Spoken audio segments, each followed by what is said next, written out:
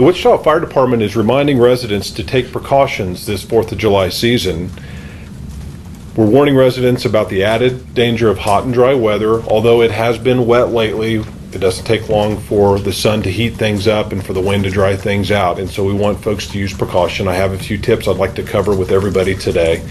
First of all, consider attending a fireworks show that's put on by professionals. There are at least 5 of them that we're aware of that are going to happen on July 3rd and July 4th, and we would encourage folks to go and attend those shows. We want people to keep fireworks away from grassy areas and from their homes or other structures that could potentially ignite. Please do not ignite fireworks if the wind is over 15 miles per hour. That's kind of a good gauge to understand if you can control the embers or the sparks that come out of a firework. If they're blowing over sideways, it's probably too windy. Use fireworks only sold in Wichita. If you live in Wichita, buy your fireworks in Wichita and use them in Wichita. If you buy fireworks outside of town and bring them back into the city limits, they're probably going to be illegal. And if we catch you with illegal fireworks, both the fire department and the police department can issue you a citation that could cost you up to $2,500 or up to a year in jail. So please don't do that. Don't put yourself or us in the position to have to do that. Have a garden hose or a bucket of water nearby when you're using fireworks, just in case a small fire starts, you're able to put it out quickly. Closely supervise children at all times. Don't let the kids go out there, especially the young kids, and shoot fireworks by themselves. They need to be supervised by a responsible adult.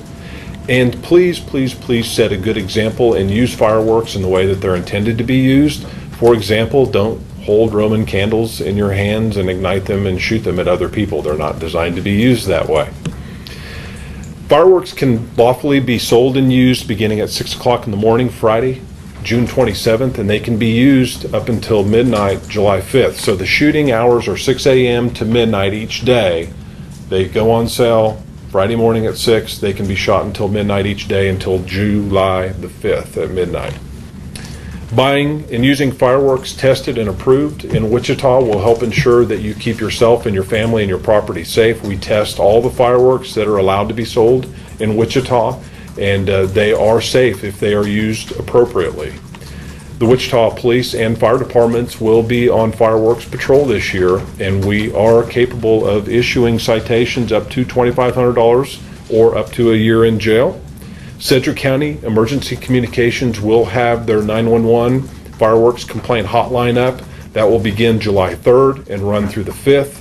The hotline will be open from 6:30 in the evening until 3 o'clock in the morning, and that number is 290-1011. 290-1011. That is for fireworks complaints only. If you do have a legitimate emergency, by all means call 911. But if you're only calling to complain about the use of illegal fireworks, do not call 911. That jams the system up. Obviously, we want to have emergency calls processed quickly and be able to respond as quickly as possible. So again, I want to reiterate, if you have a fireworks complaint, call the 290-1011 number. Do not call 911. And that's between July 3 and 5, right? July 3rd, 4th, and 5th, yeah. Finally, I want to encourage folks who live here in Wichita to go to activate-wichita.com. We have put a survey up there asking about fireworks and what your thoughts and beliefs and concerns are about fireworks. We're very interested in getting citizens engaged in this conversation. We want to understand what your wants and desires are. We have a current ordinance. Our ordinance is very different than the communities which surround us, including the state of Kansas. And if we need to do something different, we want your opinion to be heard and we want your opinion to be known. So please go to that website and register and fill out the survey. You can also find information about the fireworks survey on the city's Facebook page, as well as the fire department's website. So you can go to wichita.gov and click on the fire department website or find us on Facebook. Questions? Talk about sparklers, how dangerous they can be, or Yeah. burn. Yeah, gosh dang it, that's the irony of sparklers. Sparklers are legal.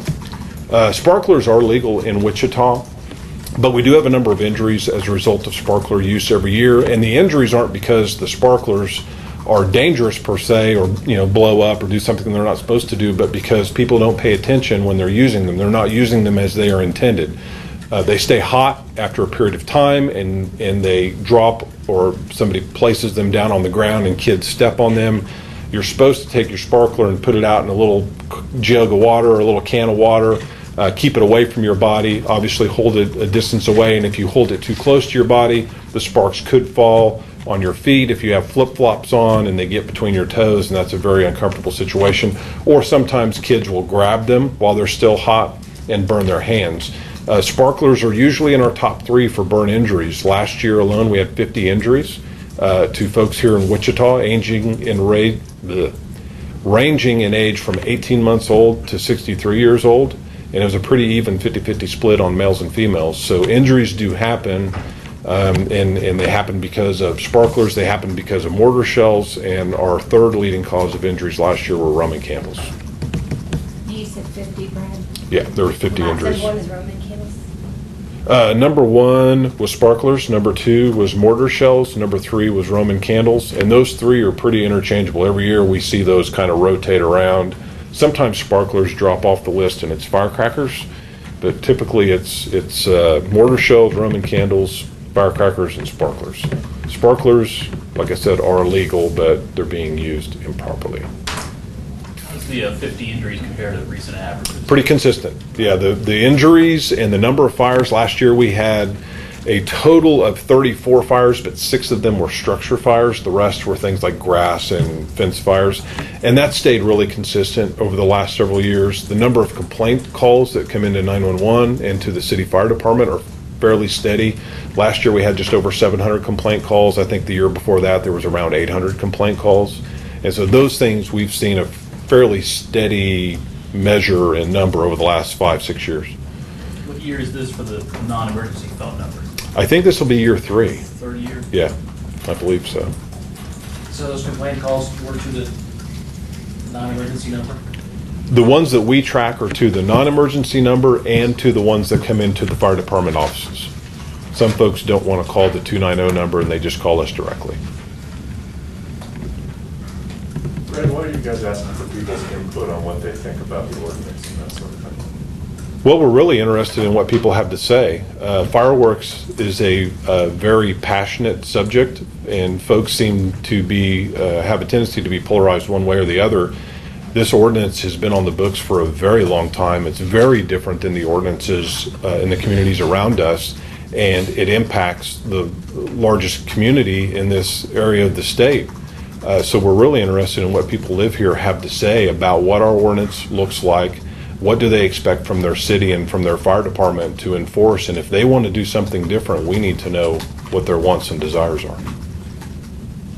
It's easy for me to sit in my office and say this is the best thing to do or this is what we ought to do, but I'm just one person, so I'm interested in what the other 380,000 people have to say.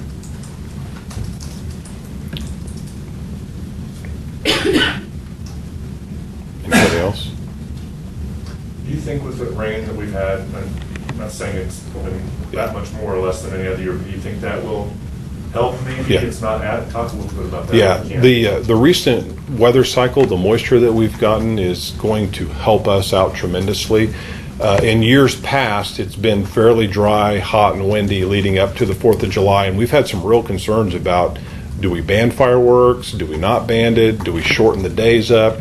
Fortunately, this year and last year, we were fortunate enough to get some moisture ahead of time. That greens things up for us. We get some of that moisture in the air is always helpful, and obviously, those kinds of things have an impact on the decisions we make about whether or not there's going to be a burn ban or a fireworks ban.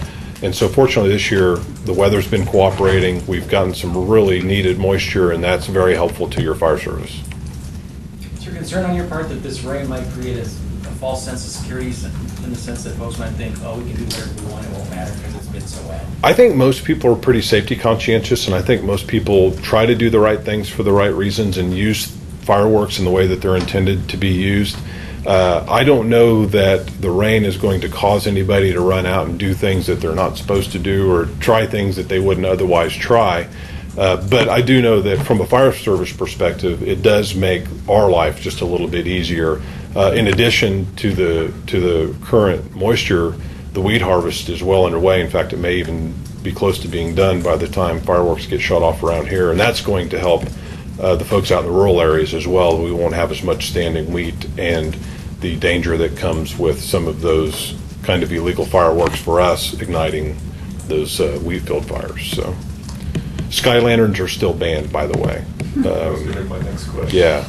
Is there anything else out there on the market new that you guys have concerns about, or anything we need? Not anything new. We did a significant amount of testing, obviously. Anything that goes up in the air higher than 6 feet, that explodes, that emits flaming balls, that is an uncontrolled illuminary, such as sky lanterns, are banned. Bottle rockets continue to be banned statewide. Those kinds of things are always a concern for the fire service. The sky lanterns are a real concern for us because you light them on fire and you let them go. And they go wherever they go. Wherever the wind's blowing and however it flies, it's extremely unpredictable. And we did that demonstration a couple of years ago, and it did exactly what we thought it would do, and it landed into some stuff out there at our training grounds. So we're concerned about those. We're monitoring. We go out and do inspections on every tent within the city limits of Wichita. And if we find things like sky lanterns or illegal fireworks, we immediately confiscate those and we issue a citation to the folks that have them. How difficult is it for you guys to, when you have these neighboring cities that obviously what they offer is a little bit more than Right. what Wichita does? I guess Right. that has to be a concern. It is. It's a very difficult situation that we're in. We have an ordinance that's very strict and it's very different than our surrounding communities. And folks can simply drive a few blocks to the east, to the west, to the north, or to the south into another community and buy fireworks that are legal in those communities, but they're illegal in Wichita.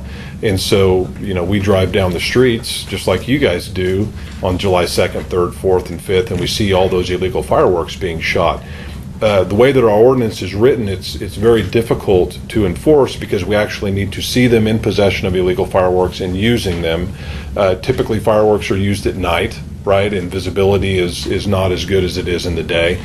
Oftentimes, people are using them in their backyards or in public access areas around ponds or lakes and whatnot, which makes enforcement even more difficult. Or they're in large groups of people and somebody runs out into the middle of the street, lights it off, runs back to the group of 15. We pull up and say, hey, whose fireworks are these? Oh, well, they're kind of everybody's. Well, who lit that one? We're not sure. And so it becomes very difficult to hold folks accountable for that. The other side of it is that we're not convinced that everybody understands that Wichita has a different ordinance than the other communities around us, and legitimately so, because you can simply walk across the street in some areas of town and buy fireworks, which are not legal in Wichita, because right across the street is another community's jurisdiction. And so it's confusing. They can see the tent from their house, but they have different fireworks available to buy at that tent, and they thought that they were going to something in their neighborhood, and they bought things that were legal. So it's very confusing. It makes it very difficult for the city to enforce those ordinances. And that's another reason why we want people to weigh in on our survey at the Activate Wichita website. We want to know what they want to do. We're interested in their opinion about it.